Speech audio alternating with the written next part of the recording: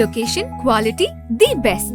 Price, lowest. Stepstone presenting luxury 2 BHK Thinnai apartment, just 69 lakhs, near Porur Kattupakam. Audi offer registration free. இப்போ வரைக்கும் பரவிட்டு இருக்க ஒரு விஷயம் தான் ஓபிஎஸ் அவர்கள் வந்துட்டு ஸ்டாலின் அவர்களை போய் சந்திச்ச விஷயம் தான். அவர் பாஜக அவனுடைய கைப்பாவையா இருந்து தான் வந்துட்டு அதிமுகவில் என்னென்ன செய்யணுமோ அதெல்லாம் செஞ்சு பண்ணிட்டு இருந்தார். அப்போ அதிமுக பாஜக வந்துட்டு அவருக்கு ஒரு உரிய இடத்த வந்துட்டு தரல. அவருடைய அரசியலை வந்துட்டு பாடடிச்சிட்டாங்க. தன்னை பழி வாங்கிய எடப்பாடி பழனிசாமியும் தன்னை உதாசீனப்படுத்திய பாஜகவையும் பழி வாங்குறது அப்படின்ற ஒரு அடிப்படையில் ஒரு அரசியலுக்கு போகிறார். ஒன்றிய அரசுக்கு எதிராக ஒரு கண்டன அறிக்கையும் கொடுத்துறதுக்கு பிற்பாடு மறுபடியும் அவர் போயிட்டு சந்திச்சார் அப்படின்னா இது அவருக்கு தான். அரசியல் அப்படின்றது என்னன்னா 24/7 24 மணி நேரமும் நீங்கள் ஒரு அரசியல்வாதியாக இருந்தீங்கன்னா தான் இந்த அரசியலை நீங்கள் கிராஸ் பண்ண முடியும். அவர் என்ன பண்ணுறது, சினிமாவில் வர மாதிரி மோடிஜி, அலர்ஜி இப்படியான வார்த்தைகள் தான் வந்துட்டு பேசி ஒரு சத்தமாக வசனம் பேசுகிறாரே ஒழிய அவர் வந்துட்டு ஆழமாக ஒரு பிரச்சனையை தொட மாட்டேங்கிறார். ஒரு அட்ராக்ஷனை வச்சு ஓட்டு போட்டுடலாம் அப்படின்ட்டு. முன்னாடிலாம் பார்த்தீங்கன்னா இந்தியா முழுவதும் ஹேமமாலினி ஓட்டு போட்டாங்க, சரத்குமார் ஓட்டு போட்டிருக்காங்க, அப்புறம் ராமராஜனுக்கு ஓட்டு போட்டிருக்காங்க, எம்பியாக இருக்காரு. அதே மாதிரி நம்மளும் ஓட்டு போடுவாங்கன்னு இவர் நினச்சிட்டு இருக்கு.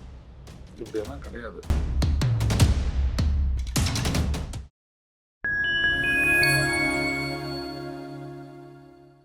இன்னைக்கு நம்ம கூட சீனியர் ஜேர்னலிஸ்ட் ஐயநாதன் சர்தார் அவரோட பேசுவோம். வணக்கம் சார், எப்படி இருக்கீங்க சார்?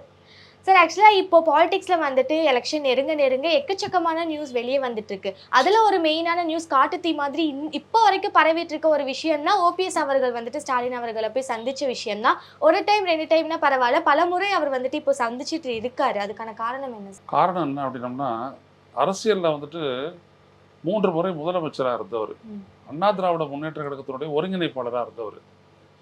அவர் பாஜக அவனுடைய கைப்பாவையா இருந்து தான் வந்துட்டு அதிமுகவில் என்னென்ன செய்யணுமோ அதெல்லாம் செஞ்சு பண்ணிட்டு இருந்தார். அப்போ அதிமுக பாஜக வந்துட்டு அவருக்கு ஒரு உரிய இடத்த வந்துட்டு தரல. அவருடைய அரசியலை வந்துட்டு பாடடிச்சிட்டாங்க. ஏன்னா அவங்களுடைய கருவியாக தானே இவர் செயல்பட்டாரு, இந்த தர்ம யுத்தம் பண்றது எல்லாமே. கடைசியில் ஒரு கட்டத்தில் என்ன ஆயிடுச்சு அப்படின்னோம்னா, பாஜக நம்மளை வந்துட்டு மிஸ்யூஸ் பண்ணி தூக்கி எறிஞ்சிட்டாங்க அப்படின்னு வரும்போது, இப்போ கடைசி என்னாச்சு, போன மக்களவை தேர்தலில் அவரை வந்துட்டு நீங்கள் எங்கள் சின்னத்தில் நில்லுங்க அப்படின்னு சொல்லி வற்புறுத்தினாங்க. தாமரை சின்னத்தில் இவரையும் டிடிவி தினகரனையும் இவர் ஒத்துக்கல. ஸோ இவர் ஒரு பலாப்பழம் சின்னத்தில் போட்டு இவரை தனியாக நிற்க வச்சாங்க. அவருடைய புள்ள ரவீந்திரநாத் ஜெயிச்ச தேனி தொகுதியை வந்துட்டு கொடுக்கல, தூக்கி டிடிவி தினகரன் கொடுத்துட்டாங்க. ஸோ அவர் ஆனால் நின்று 3.5 லட்சம் ஓட்டு வாங்கினார். வாங்கிட்டதுக்கு பிறகும் கூட, அவருடைய பலத்தை நிரூபித்த பிறகும் கூட அவருக்கு வந்துட்டு ஒரு உரிய இடத்த வந்துட்டு பாஜக கொடுக்கல. ஸோ கடைசியில் அதான் சொல்கிறாரு, சுயமரியாதை பிரச்சனை அப்படின்ட்டு. என்னை வந்து சந்திக்க கூட நேரம் தரல அப்படின்னா எதை நான் ஒத்துக்கிறது? அப்போ அந்த இடத்துல வந்துட்டு ஒரு முரண்பட்டு தன்னை பழி வாங்கிய எடப்பாடி பழனிசாமியும் தன்னை உதாசீனப்படுத்திய பாஜகவையும் பழி வாங்குறது அப்படின்ற ஒரு அடிப்படையில் ஒரு அரசியலுக்கு போகிறார். சார், அவர் வந்துட்டு ஓப்பனா என்டிஏ கூட்டணியில இருந்து விலகிட்டேன் அப்படின்னு சொல்லிட்டாரு. ஆனா இப்போ திரும்ப மோடி அவர்கள் வரப்போ இவங்க 2 பேரும் சந்திக்க போறதா ஒரு செய்தி வந்து பரவலா பேசப்பட்டு இருக்கு. அது உண்மைதானா சார்? தெரியாது. அப்படி அவர் பண்ணார் அப்படின்னு, இவ்வளவு தூரம் பண்ணிட்டு ஒன்றிய அரசுக்கு எதிராக ஒரு கண்டன அறிக்கையும் கொடுத்துறதுக்கு பிற்பாடு மறுபடியும் அவர் போயிட்டு சந்திச்சார் அப்படின்னா இது அவருக்கு தான் அவ பெயர முடியும். சார், ஆக்சுவலாக இப்போ எலெக்ஷன் அப்படின்னாலே வந்துட்டு இந்த கூட்டணி அப்படின்றது ரொம்பவே முக்கியமான ரோல் வந்துட்டு ப்ளே பண்ணும். இப்போ ஸ்டாலின் அவர்களை வந்துட்டு தொடர்ந்து ஓபிஎஸ் அவர்களாக இருக்கட்டும், இல்லை பிரேமலதா விஜயகாந்த் அவர்களாக இருக்கட்டும், தொடர்ந்து போய் சந்திச்சுக்கிட்டே இருக்காங்க. ஸோ இது கூட்டணிக்கான ஒரு முன்னேற்பாடு இருக்குமா சார்? நிச்சயமா. இப்போ ஓபிஎஸ்ஓ இல்லை பிரேமலதா தேமுதிக பிரேமலதா விஜயகாந்தோ இவங்களாம் தனிச்சு நின்று ஒன்றும் பண்ண முடியாது. ஸோ ஒரு கூட்டணிக்கு தான் அவங்களுடைய ஸ்ட்ரென்த்தை எடுத்து தான் ஒரு 5 எம்எல்ஏவோ 6 எம்எல்ஏவோ அவங்க பெற முடியும். ஸோ அதுக்காக அவங்க முயற்சி பண்ணுறாங்க. அதுலேயும் அவங்க திமுக கூட்டணியை தான் வந்துட்டு ரொம்ப நம்பியிருக்காங்க. அதில் அவங்களுக்கு அப்படி தான் வரும். சார், அண்ட் இப்போ எலெக்ஷனுக்கு வந்துட்டு பீகார்ல இருந்து ஒரு 6 லட்சத்துக்கும் மேற்பட்ட பேரோட வாக்கு வந்துட்டு இங்க தமிழ்நாட்டில் இணைக்க போறதா ஒரு நியூஸ் வந்திருக்கு. அண்ட் அதுக்கு பல அரசியல் தலைவர்கள் வந்துட்டு கண்டனம் தெரிவிச்சிட்டு இருக்காங்க. இப்போ ரீசெண்டா சீமான் அவர்களும் வந்துட்டு தமிழர்களுக்கான ஒரே உரிமை அதுதான், இப்போ அதையும் பறிக்கப்பட்ட என்ன பண்றது அப்படின்ற மாதிரியான விஷயங்கள்லாம் போயிட்டு இருக்கு. அதை பத்தி உங்களோட கருத்து சார்? இது வந்துட்டு ஒரு மொழிவழி மாநிலம் தான். தமிழ்நாடு, கேரளா, கர்நாடகா, ஆந்திரா, தெலுங்கானா, மராட்டி அப்படின்னு மொழிவழி மாநிலங்கள் தான். குஜராத், இப்படி ஒரு மாநிலத்திலேருந்து இன்னொரு மாநிலத்தில் போய்ட்டு வேலை செய்யலாம். ஆனால் அந்த மாநிலத்துக்காரன் இந்த மாநிலத்தில் வந்துட்டு எப்படி ஓட்டு போடுவான்? அவனுக்கு என்ன அரசியல் தெரியும்? இந்த மாநிலத்தினுடைய நலன் காக்கிற விஷயத்தில் அவனுடைய அரசியல் வேற, இவனுடைய பீகார்ல இருக்கக்கூடிய அரசியல் வேற, இங்க இருக்கக்கூடிய அரசியல் வேற. இங்க திமுக, அதிமுக, தேமுதிக இப்படிலாம் இருக்குது. அங்க என்ன இருக்குது? பிஜேபி இருக்குது, காங்கிரஸ் இருக்குது, ராஷ்டிரிய ஜனதா தான் இருக்குது. அவன் எப்படி இங்க ஓட்டு போடுவான்? ஸோ அப்படியாப்பட்டவனை பிஜேபி ஏற்கலாம் இல்லையா? ஏன்னா வந்துட்டு புடைக்க வந்தவன் தான்.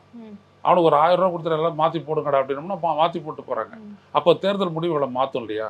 அது தமிழ்நாட்டினுடைய நலனுக்கு எதிராக தான் போகும் இல்லையா? ஸோ அதனால் அவங்கள அனுமதிக்க கூடாது. கூடாது. இப்போ எலெக்ஷன் வருது, அவங்க போயிட்டு ஓட்டு போடணும். ஒரு வாரம் லீவு கொடுத்துருங்க, அவங்க போட்டோம். அவங்க மாநிலத்தில் போயிட்டு ஓட்டு போட்டுட்டு வரட்டும். அதை சொல்லுங்க, அவங்கள யார் யாரெல்லாம் வேலைக்கு கொண்டாந்து இருக்கிறாங்களோ அவங்ககிட்ட சொல்லி அனுப்பணும். இப்போ நீங்கள் செய்யலையா? நீங்கள் மெட்ராஸ்லேயே இருந்தாங்கன்னா கூட உங்களுடைய ஓட்டு தஞ்சாவூர்ல இருக்குன்னு வச்சுக்கோங்க, நீங்கள் என்ன பண்ணுவீங்க? போய் தான் போடுவீங்க, ரைட்டுங்களா? ஏன்னா அந்த ஓட்டை வேஸ்ட்டும் ஆகக்கூடாது, ஜனநாயக உரிமை. அதே மாதிரி இவங்களுக்கு கொடுக்கலாமே, ஏன் கொடுக்கக்கூடாது? இன்னைக்கு காத்தால யாருன்னா நாளை காத்தால அவங்க போயிட்டு பாட்னால இறங்க போகிறாங்க. அவங்களுடைய குடும்பத்தோட ஒரு 3 நாள் இருக்கட்டும், வாக்களிக்கட்டும், பிறகு மீண்டும் வரட்டும். ஏன் அதை செய்யக்கூடாது இந்திய ஒன்றிய அரசு? அவருடைய நோக்கம் என்னன்னா, இங்கே ஆட்சியை பிடிக்க முடியாது நேரடியாக இங்கே தமிழ்நாட்டில். எனவே இவங்களை எல்லாம் விட்டு இவங்களுக்கெல்லாம் வாக்குரிமை கொடுத்து வாக்கு எண்ணிக்கைகளை அதிகப்படுத்தலாம்ன்ற நோக்கத்தோட பண்றதா சார்? வாக்கு எண்ணிக்கையை அதிகப்படுத்துறது இந்திய அளவில் தான் எண்ணிக்கையை அதிகப்படுத்துறது. இப்படி எண்ணிக்கை அதிகப்படுத்துறது.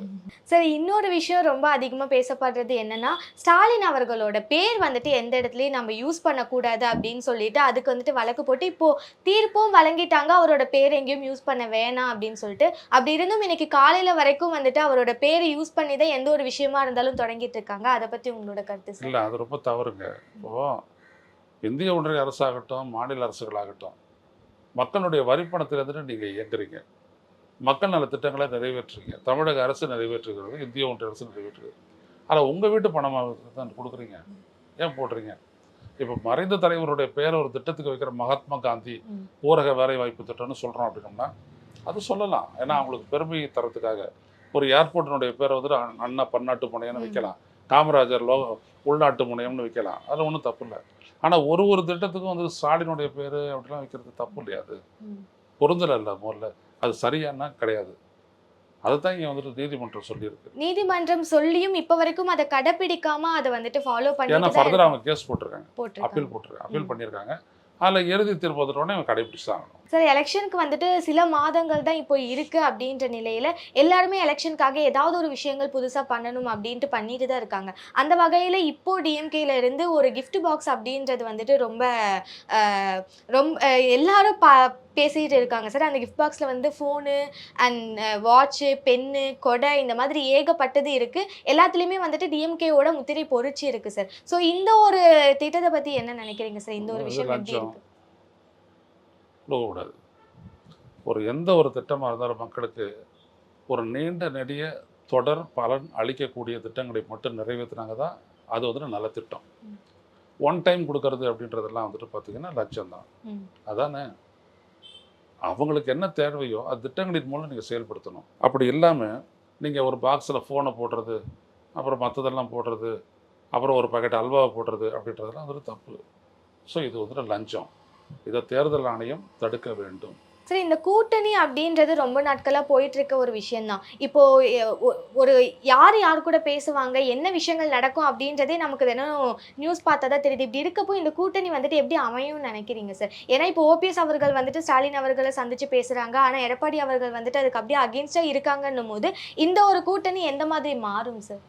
இப்போ ஓபிஎஸ்ஸை பொறுத்த வரைக்கும் அவர் கட்டாயம் வந்துட்டு ஏபிஎஸ் தான் அவருடைய அரசியலை வந்துட்டு பழி வாங்கினார். கூட இருக்கிற மாதிரி இருந்து தூக்கி வெளியில் போட்டார். ஸோ அவருக்கு வந்துட்டு ஏபிஎஸ்ஸை பழி வாங்கணும். தன்னை உதாசீனப்படுத்திய பாரதிய ஜனதாவுக்கு பாடம் புகட்டணும், அதான் அவருடைய நோக்கம். 2, இப்போ இபிஎஸ்சிக்கு எதிரான உணர்வு கொண்ட அதிமுககாரங்க இருக்காங்க இல்லையா, அவங்களாம் இவரோட வந்துடுவாங்க.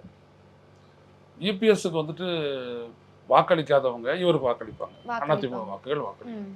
ஸோ இவர் அந்த ஸ்ட்ரென்த்தை வச்சுக்கிட்டு ஒரு பாலிடிக்ஸ் பண்ண போறாரு. அவர் விஜயோடையும் பண்ணலாம், திமுகவோடையும் பண்ணலாம். புரியுதுங்களா? ஒன்று. 2வது விஷயம் என்னன்னா, எடப்பாடி பழனிசாமி இந்த வழக்குல எல்லாம் வந்துட்டு மாட்டியிருக்காரு இல்லையா, உடனாடி எஸ்டேட் வழக்கு, இது மாதிரி எல்லாம். அந்த மாதிரி வழக்குல உள்ளூரை யாரால அவர் காப்பாற்றப்படுகிறார் அப்படின்ற விஷயம் வந்துட்டு ஓபிஎஸ்க்கு தெரியும். அது ஒரு தமிழக அரசுக்கு போட்டு கொடுத்துடலாம், செய்யலாம்ல. ஸோ இப்படியெல்லாம் பல்வேறுபட்ட கோணங்கள் இருக்கு அரசியல்ல. பொதுவாக ஒரு கூட்டணி அப்படின்றது ஜெயிக்கிறதுக்காக தான். எந்த ஒரு கட்சியும் ஜெயிக்கிறதுக்காக இன்னொரு கட்சியோட கூட்டணி சேருது. அப்போ அவங்க ஒரு பலத்தை கொண்டு வருவாங்க. அந்த பலத்தை வச்சுக்கிட்டு அவங்க தனியாக போட்டிட்டு ஜெயிக்க முடியாதுன்றதுனால தான் ஒரு கூட்டணிக்கு வராங்க. ஸோ அப்படிதான் ஓபிஎஸும் வர்றாரு, அப்படிதான் பிரேமலதா விஜயகாந்தும் வர்றாங்க. சார் ஆக்சுவலாக விஜய் அவர்கள் பற்றி பேசுனீங்க. அவர் அடுத்து வந்துட்டு ஒரு மாநாடு மதுரையில் போட இருந்தது, ஆனால் இப்போ அது வந்துட்டு சில காரணங்களால் தள்ளி போயிருக்கு. தொடர்ந்து அவர் எந்த ஒரு இனிஷியேட்டிவ் எடுத்தாலும் முதல் மாநாடாக இருக்கட்டும், இந்த மாநாடாக இருக்கட்டும், இந்த டைமில் வைக்கலாம் அப்படின்ட்டு அவர் ஃபிக்ஸ் பண்ணுற டேட்டாக இருக்கட்டும், இல்லை சில விஷயங்களாக இருக்கட்டும், தொடர்ந்து அவர் கைவிட்டு போயிட்டு இருக்கு. அதுக்கு காரணம் என்னவா இருக்கும்? அவர் ரொம்ப ஒரு ஆர்கனைஸ்டாக ஒரு போல அவருடைய அரசியல் கட்சி அமையலை, அவர் சரியான ஆட்களும் அமையலை, சரியான பார்வையும் அவர்கிட்ட இல்லை. நான் ஒரு வருத்தத்தோடு நான் சொல்லிக்கிறேன்.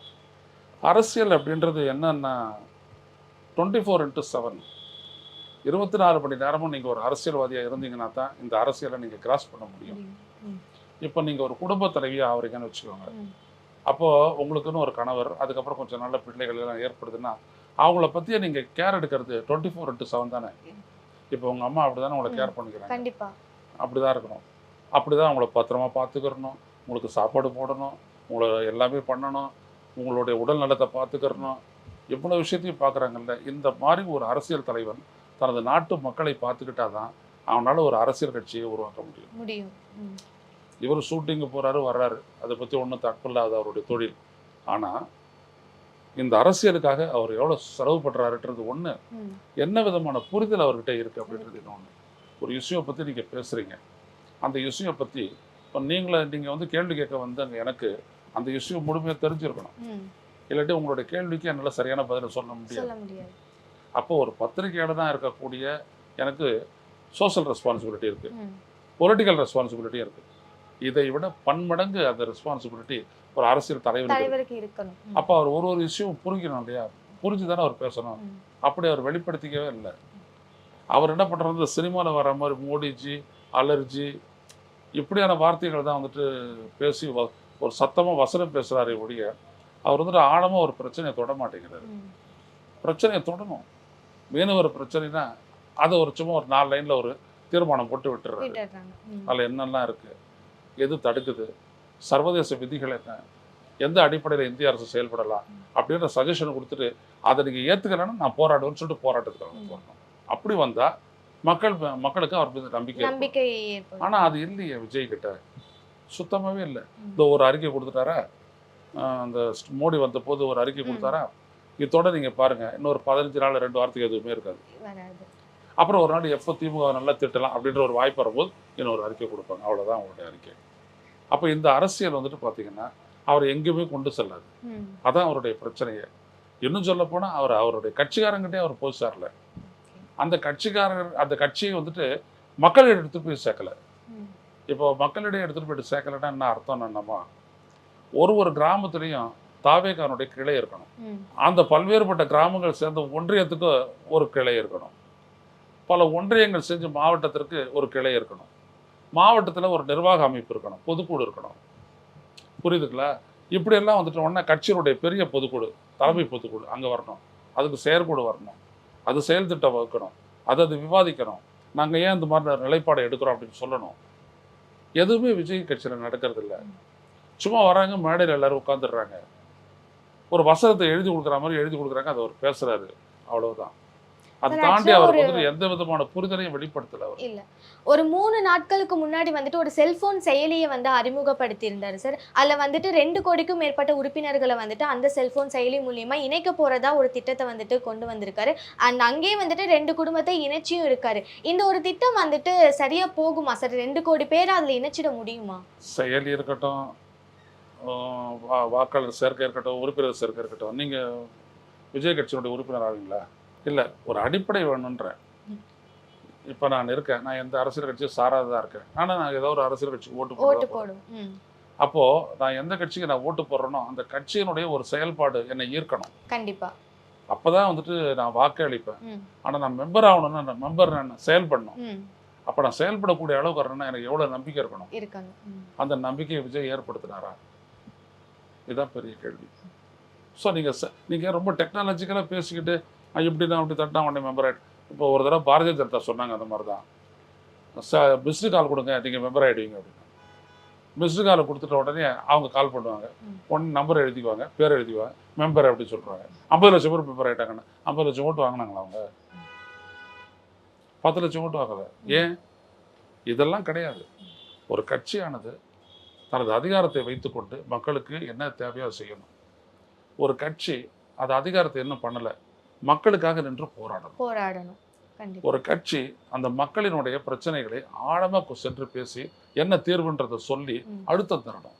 இதெல்லாம் எதுவுமே செய்யாத நான் உங்களோட நிற்கிறேன், மாணவர்களை பார்த்தா நான் உங்களோட நிற்கிறேன், பெண்களை பார்த்தா நான் உங்களோட நிற்கிறேன், எங்கே ஒரு அவதாரம் எடுத்து நிற்பார் அவர்? இந்த ஒரு சிந்தனை வருமா வராது. ஸோ இதெல்லாம் விஜய் கவனிக்கிறதே இல்லை. அந்த ஒரு நிகழ்ச்சியில் அவர் பேசியிருந்தப்போ அவர் மெயினாக சொன்ன ஒரு விஷயம் என்னன்னா 1967 மற்றும் 1977 நடந்த எலெக்ஷன் மாதிரி இந்த 2026 எலெக்ஷனும் அமையும், தனித்து நின்று போட்டியிடுறவங்களுக்கான வெற்றி வந்துட்டு உறுதியாக கிடைக்கும் அப்படின்ற மாதிரி பேசியிருந்தாரு. அதை பற்றி எந்த நம்பிக்கையின் அடிப்படையில் 67 அப்படின்னோம்னா அப்போ வந்துட்டு அண்ணா திமுக வந்துட்டு அன்னைக்கே 49 18 வருஷ கட்சி, 18 வருஷம் ஒர்க் பண்ணியிருக்காங்க. அது அவங்களுடைய 3வது பொது தேர்தல். 77 எம்ஜிஆர் வந்தாருன்னா 1952 எம்ஜிஆர் வந்துட்டு திமுக உறுப்பினர். அதுக்கு முன்னாடி 2 முறை சட்டமன்ற உறுப்பினர், பரங்கிமலையில் நின்று ஜெயிச்சார். 67 71 நின்று ஜெயிச்சவர் அவர். அந்த கட்சிக்காக பரப்புரை பண்ணவர். தெருவா நான் நடந்து அவர் பரப்புரை பண்ணதெல்லாம் பார்த்துருக்கேன். சைதாப்பேட்டையில் நடந்து வருவார் ரோட்டில் எம்ஜிஆர். மக்கள் எல்லாம் பார்த்து கையாட்டுவார், பொதுக்கூட்டத்தில் பேசுவார். இவர் எங்க அதெல்லாம் செஞ்சாரு? அவர் மேல இருக்க அடுத்த ஒரு விமர்சனம் குற்றச்சாட்டுன்னா அதான் சார் இருக்கு. அந்த ஒரு நிகழ்ச்சியிலையும் அவர் சொல்லியிருக்காரு, நீங்க சொன்ன மாதிரி அந்த 2 ஆண்டுகள்ல நடந்த எலெக்ஷன்ல அவங்க தனித்து நின்று போட்டியிட்டு வெற்றி பெற்றாங்கன்னா அவங்க போய் மக்களை போய் சந்திச்சிருக்காங்க, எல்லா வீடுகளுக்கும் போயிருக்காங்க அப்படின்றது இவர் மேல தொடர்ச்சியா வர ஒரு குற்றச்சாட்டு என்னவா இருக்குன்னா மக்களை போய் டைரக்டா சந்திக்கிறது இல்லை அப்படின்றது தான். அண்ட் இப்போ கூட நடந்த 2 கூட்டத்திலையுமே ஃபர்ஸ்ட் கூட்டத்துல பேசினதை விட இந்த கூட்டத்தில் ரொம்ப கம்மியான நேரம் தான் அவர் பேசியிருக்காரு. இப்படி இருக்கப்போ வெற்றியை வந்து அவங்க வசம் தான் இருக்குன்றத அவ்வளோ ஆணித்தரமா சொல்றதுக்கான காரணம் சும்மா ஒரு பரப்புரை தான். சொல்றதையும் சொல்லிக்கிட்டே இருந்தா மக்கள் ஏமாந்துருவாங்க. பழைய நினைப்புல இருக்காங்க அவங்க. அவங்களுடைய மைண்ட் செட் எப்படி இருக்கணும்னா 1950 மைண்ட் செட்டாக இருக்குது. ஒரு அட்ராக்ஷனை வச்சு ஓட்டு போட்டுடலாம் அப்படின்ட்டு. முன்னாடிலாம் பார்த்தீங்கன்னா இந்தியா முழுவதும் ஹேமா மாலினி ஓட்டு போட்டாங்க, அப்புறம் அமிதாப் பச்சனுக்கு ஓட்டு போட்டாங்க, அப்புறம் இங்கே ஆந்திராவில் பார்த்தீங்கன்னா நிறைய பேருக்கு ஓட்டு போட்டாங்க, தமிழ்நாட்டிலேயும் அதே மாதிரி எஸ்.எஸ். ராஜேந்திரன் ஓட்டு போட்டாங்க. அது மாதிரி ஏகப்பட்ட நடிகரெல்லாம் நின்றுலாம் சரத்குமார் ஓட்டு போட்டிருக்காங்க, அப்புறம் ராமராஜனுக்கு ஓட்டு போட்டிருக்காங்க, எம்பி ஆகியிருக்காரு. அதே மாதிரி நம்மளும் ஓட்டு போட்டாங்கன்னு இவர் நினச்சிட்டு இருக்காரு. இப்படியெல்லாம் கிடையாது. மக்களுடைய சிந்தனை திறன் வந்துட்டு நாளுக்கு நாள் மேம்பட்டுக்கிட்டே வருது. அரசியலை பற்றிய புரிதல் அதிகரிச்சுக்கிட்டே வருது. இவர்கிட்ட அரசியல் புரிதல் இல்லை, இவருடைய நிலையிலேயே வச்சுட்டு மற்றவங்கள பார்க்குறாரு. அதான் அவங்களுடைய பிரச்சனை. ஸோ அவங்க நினைக்கிற மாதிரி எதுவும் நடக்காது. சார் ஆக்சுவலாக ஒரு அரசியல் தலைவர் அப்படின்றவர் வந்துட்டு மக்களுக்கான ஒரு தலைவராக இருக்கணும் அப்படின்றத எல்லாரும் எதிர்பார்க்குற விஷயம். அண்ட் எந்த ஒரு பிரச்சனையாக இருந்தாலும் அவங்களோட ஒரு ஈடுபாடு, அவங்களோட ஒரு தலையீடு எந்த அளவுக்கு இருக்குது அப்படின்றத தான் மக்கள் வந்துட்டு ரொம்பவே அதிகமாக பார்ப்பாங்க அப்படின்னு சொல்லலாம். இப்போ கடந்த சில நாட்களாக இந்த ஆணவ கொலைகள் அப்படின்றது தமிழ்நாட்டில் ரொம்பவே அதிகமாக இருக்குது. அண்ட் ரீசெண்ட் டைம்ஸில் இந்த கவின் அப்படின்றவரோட கொலை வந்துட்டு எந்த அளவுக்கு பேசப்பட்டது அப்படின்றது நமக்கு தெரியும். ஆனால் அந்த ஒரு கொலையிலும் சரி இல்லை எந்த ஒரு விஷயம் நடந்தாலும் சரி இவரோட தலையீடு அப்படின்றது இல்லவே இல்லை சார். அதுவும் ஒரு விமர்சனமா போயிட்டு இருக்கு. அதோட இல்ல அதான் சொல்ல வரேன், எந்த ஒரு இஷ்யூவையும் பத்தி அவர் பேசலாம். பேசும்போது அதனுடைய காரணிகள் எல்லாம் எடுத்து பேசணும். அது அவருக்கு தெரியாது. பொதுவாக சினிமாவில் நடிக்கிறவங்க எல்லாம் வந்துட்டு பார்த்தீங்கன்னா நடிச்சுட்டு வீட்டுக்கு வந்தாங்கன்னா சாப்பிட்டுட்டு தூங்கிடுவாங்க. ஏன்னா அவ்வளோ களைப்பு ஏற்படும். நிறைய லைட்ஸு காத்தால போவாங்க, அவங்களால எதுவும் பண்ண முடியாது. நான் அந்த அனுபவத்தை பெற்றிருக்கேன். ஸோ விஜய் அதில் குறை சொல்ல முடியாது. ஆனால் ஒரு கட்சி ஆரம்பிச்சிட்டாரு. ஒரு சாட்டர்டே சண்டே இருக்குது. அவர் ஒரு 10 பேரை வச்சுக்கிட்டு ஒரு கொள்கை பற்றிய ஒரு விடயத்தை பற்றிய ஒரு சம்பவத்தை பற்றியும் அதனுடைய மூலம் என்ன அப்படின்றதெல்லாம் பற்றி அவர் ஆராய்ச்சி அல்லது இன்புட்ஸ் எடுத்துக்கிட்டாருன்னா அவரால் பேச முடியும். ஆனால் இவர் அப்படி எதுவும் செய்யறதாவே தெரியல. அதான் இங்கே பிரச்சனையே. இப்போ திடீர்னு வந்துட்டு கவிதை ஆணவ கொலை அப்படிலாம் பேச முடியாது. புரியுதுங்களா? ஸோ இப்போ இந்த ஆணவ கொலையினுடைய மூலம் என்ன? ஸோ அதுக்கு ஒரு கவுண்டர் நம்ம கொடுக்கணும். இப்போ ஆணவ கொலையை தடுக்கிறதுக்கு ஒரு சிறப்பு சட்டம் கொண்டு வரணும். சட்டம் கொண்டு வந்துட்டா போதுமா? இதில் ஒரு அரசு செய்ய வேண்டியதுன்னா மக்கள் செய்ய வேண்டியது என்ன? சாதிலே இன்னும் மூழ்கி இருக்கீங்களே. இப்படி மூழ்கி இருந்து கடைசியில் உங்களுடைய பொண்ணினுடைய விருப்பத்தை தானே நீங்கள் வந்துட்டு தட்டி கழிச்சிட்டிங்க. அதுக்கு முன்னாடி ஒருத்தர் 2 பேருமே வெட்டி போனாங்க. இப்படியெல்லாம் நடக்குது. இதெல்லாம் நீ என்ன கெயின் பண்ண போற? 10 ஆண்டு காலம் 12 ஆண்டு காலம் சிறையில் இருக்க போற. என்ன நீ மாற்ற போற? அதை விட ஒரு பொண்ணுடைய ஹாப்பினஸ் முக்கியம் இல்லையா? அந்த பையனுடைய ஹாப்பினஸ் முக்கியம் இல்லையா? அதை வந்துட்டு பேசணும் செய்யணும் அப்படின்னு சொல்லிட்டு இவர் பேசலாம். ஆனா புரிஞ்சாதானே பேசுறதுக்கு. சார் ஆக்சுவலாக அவர் வந்துட்டு இந்த மாதிரியான விஷயங்கள் இப்போ ரீசன்ட் டைம்ஸில் ஒரு பொய்யான தகவல் வெளியாகி அது ரொம்ப பெரிய பரபரப்பை ஏற்படுத்துச்சு சார். கவின் அவர்களோட இறப்புக்கு பிறகு விஜய் அவர்கள் வந்துட்டு அவரோட தந்தையை சந்திக்க வரதா சொன்னதாகவும் அவரோட வீட்டுக்கிட்ட விஜய் அவர்கள் வராரு அப்படின்றதுக்காக கூட்டங்கள் நிறைய கூடி கடைசியில் அவர் வரவே இல்லை அப்படின்ற மாதிரியான செய்தி பரவிட்டு இருக்கு சார். ஆக்சுவலாக இவரோட பெயர் பயன்படுத்தி இவர் வராரு அப்படின்ற மாதிரியான பெயர்கள் பயன்படுத்தி அவரோட பெயரை அழிக்கிறதுக்கான வேலைகள் நடக்குதா சார்? அப்படிலாம் ஒரு ஆள்லாம் கிடையாதுப்பா. ரெண்டாவது விஷயம், அவர் அப்படி போகலாம், விஜய் போகலாம், வரேன்னு சொல்லிட்டு வராது இருக்கலாம், அது வேற கதை.